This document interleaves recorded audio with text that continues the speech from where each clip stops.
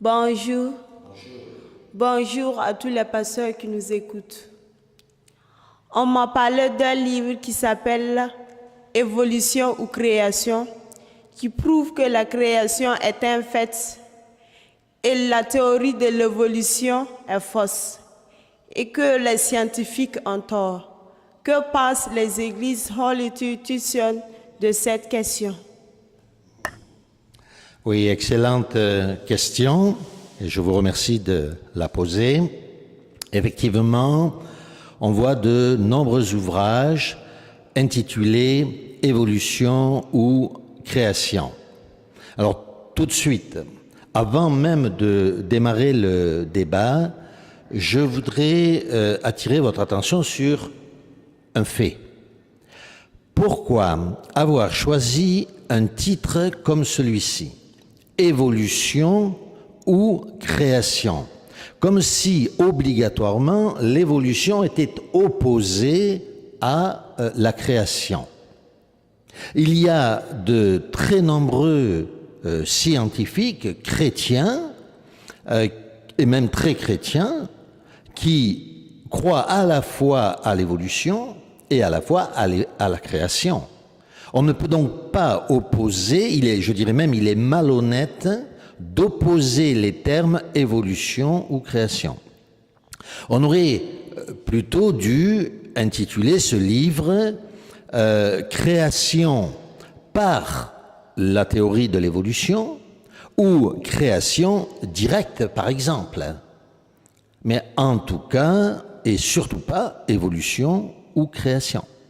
Des gens comme Huxley, comme Lemaître, et bien d'autres encore, comme Teilhard de Chardin, étaient de très grands croyants et ont utilisé la théorie de l'évolution pour au contraire démontrer l'existence de Dieu et le fait de la création.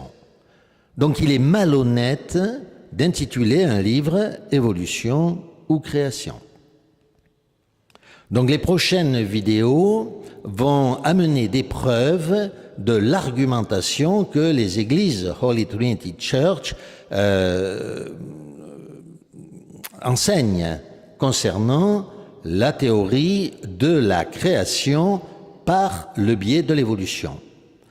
Oui, en tant que chrétiens, nous pouvons croire qu'il y a bien et bien une évolution et nous utilisons les versets de la Bible pour affirmer ce point.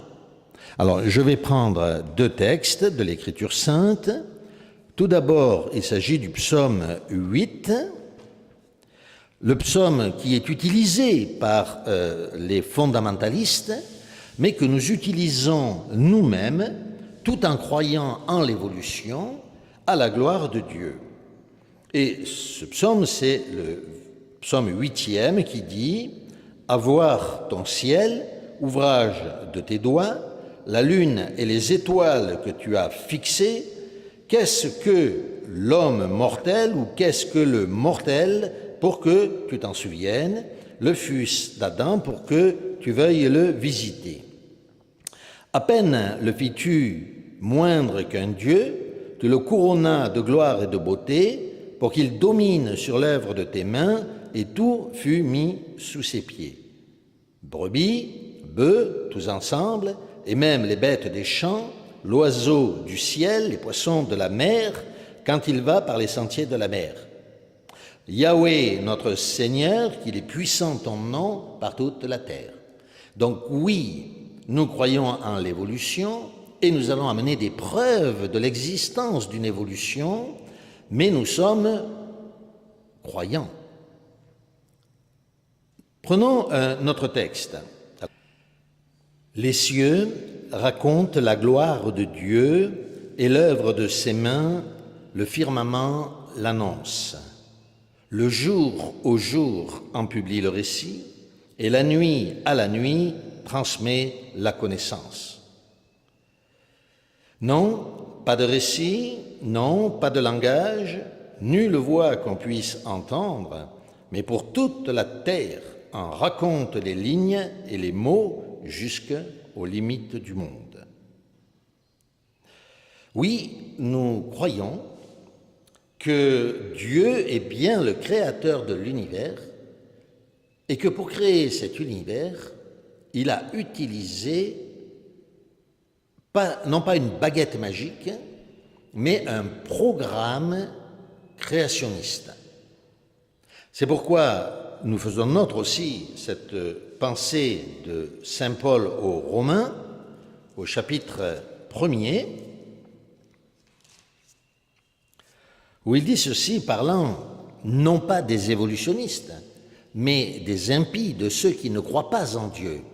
Il annonce, il dit, « En effet, la colère de Dieu se révèle du haut du ciel contre toute impiété et toute injustice des hommes qui tiennent la vérité captive dans l'injustice. Car ce qu'on peut connaître de Dieu est pour eux manifeste. Dieu, en effet, le leur a manifesté.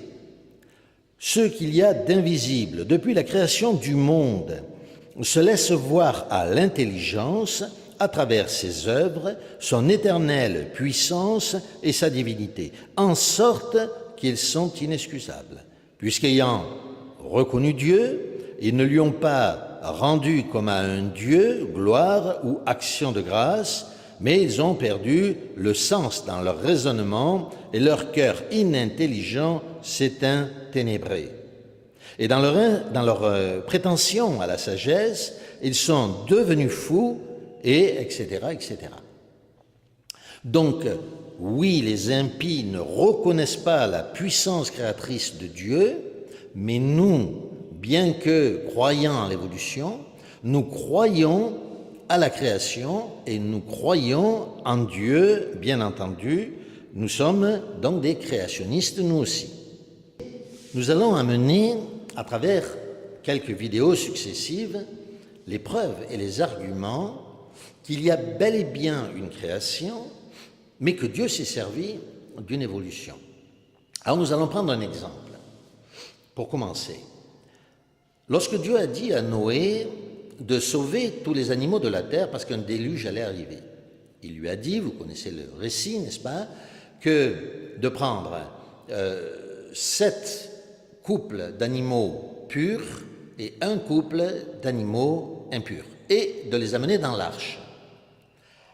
Il est évident que d'abord Noé n'a pas pu prendre les dinosaures et c'est ainsi qu'ils ont disparu.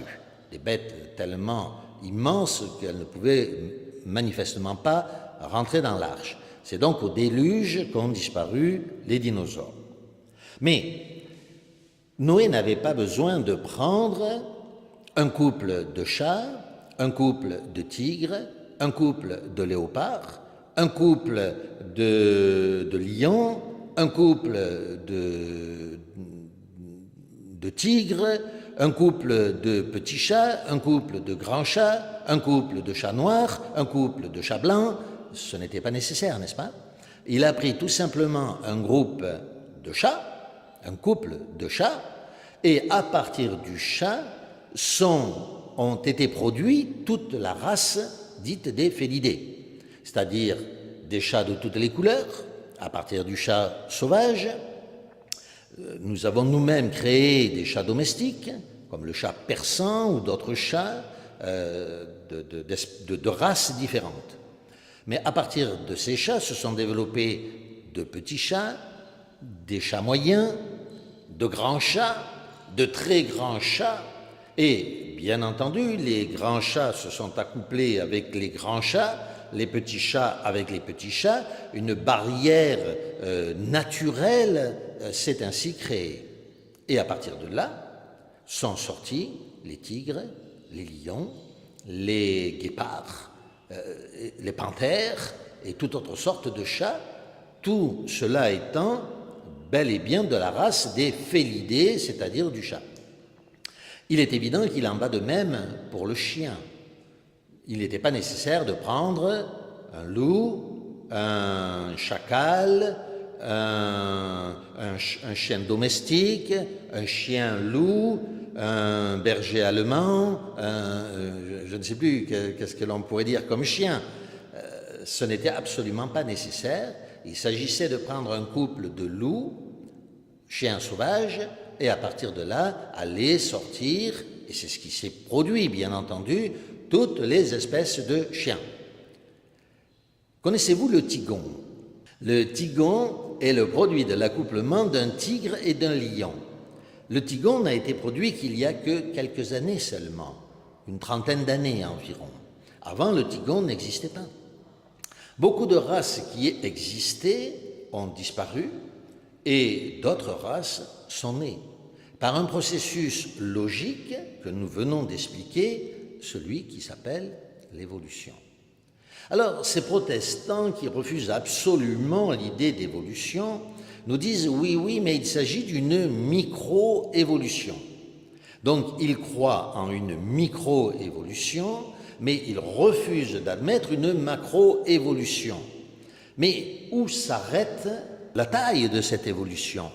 Est-ce que si je dis une micro-évolution ou une évolution moyenne, est-ce que tout d'un coup, à quel niveau va s'arrêter ce degré d'évolution? S'il y a une micro-évolution, il est évident qu'il y a une évolution un peu plus grande, une évolution moyenne et une grande évolution, voire une très grande évolution. En fait, tout l'univers, comme je le disais précédemment, est le produit d'un programme qui a été lancé par Dieu, et Dieu n'est pas un magicien qui utilise une baguette magique pour faire sortir un élément, donc un animal par exemple, un lion ici, un coup de baguette magique, un tigre ici, un autre coup de baguette magique, un chien ici, un coup de baguette magique. Tout est produit d'une évolution. Regardez par exemple la naissance d'un bébé. Une cellule, deux cellules se rejoignent. À partir de là, une cellule va prendre vie, une seule cellule. Cette cellule va se doubler, 2 cellules. Ensuite, se doubler encore, 4, 8, 16, 32. Voilà le démarrage de l'embryon, ce qu'on appelle l'embryon, de la naissance d'un bébé. Ces cellules-là, ces 32 cellules, sont toutes absolument identiques et ne font que se multiplier. Mais les cellules sont programmées pour qu'ensuite, elles commencent à se différencier, produisant de la peau, des os, du foie, des yeux, des dents, des cheveux, etc., etc.